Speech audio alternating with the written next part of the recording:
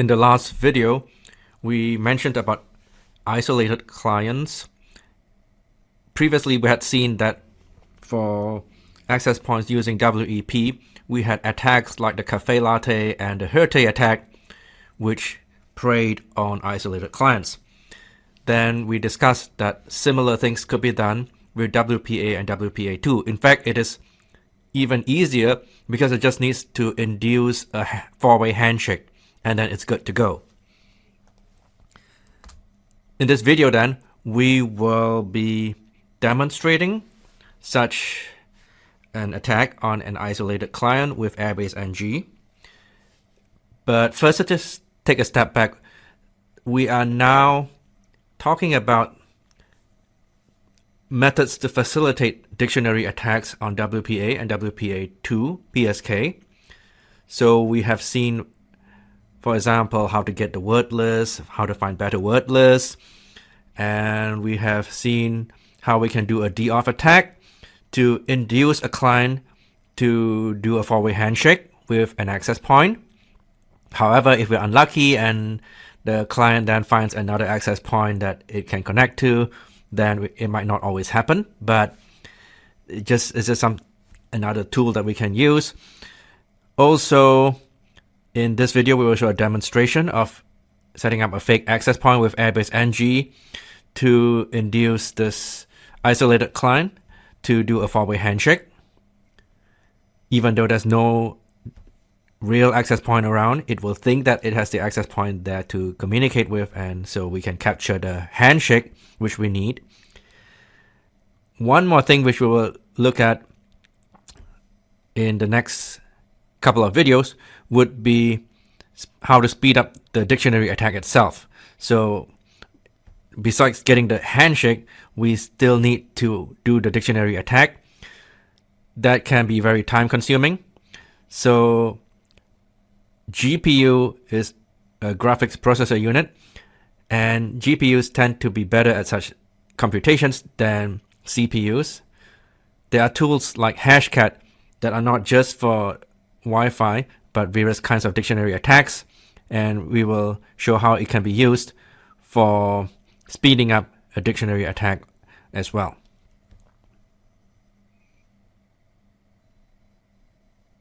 But for now, we go into this short demonstration of getting the isolated client to do a four-way handshake.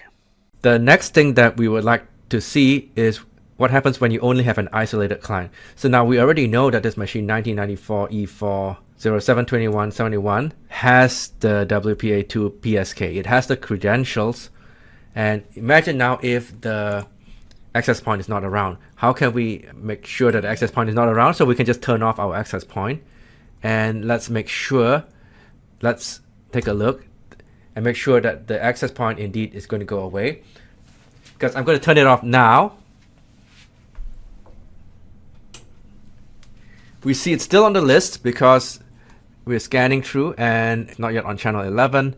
It did look on channel 11, so anytime now we're going to see test 2 disappear from this list because we just turned it off. So unless it's just the ghost of the access point still in operation, okay, yeah, there we see. Test 2 is gone. So there's no access point, and yet we're going to be able to capture the four-way handshake. That's because we have the client. And in order to do that, we're going to set up a fake access point that will claim to be test 2.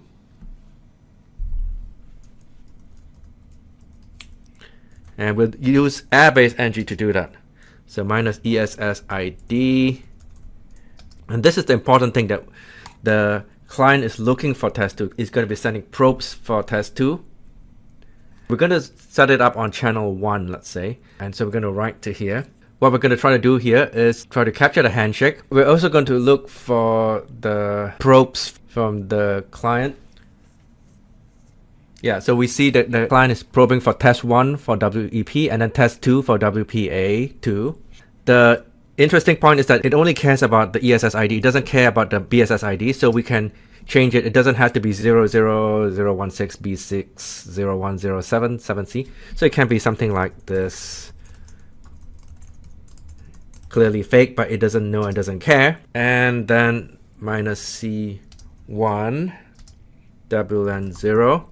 And then now minus capital Z for WPA2.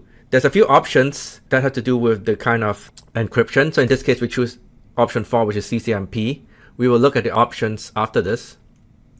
Anyway, let's go with this. Oops. Oh, minus ESSID, I guess. Yeah.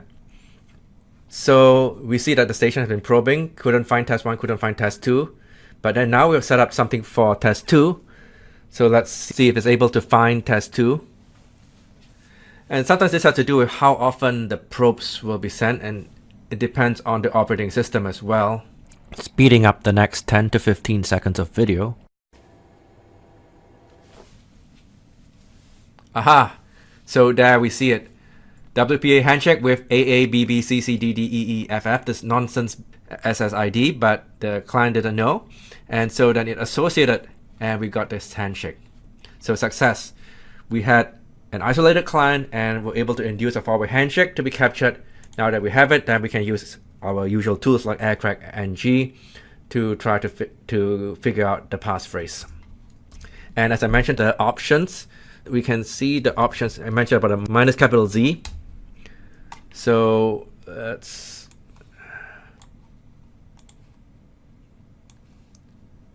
see the options here. Minus Z, this is for WPA2, minus little z for WPA1, but it's the same tags, so that's why CCMP, the very common one.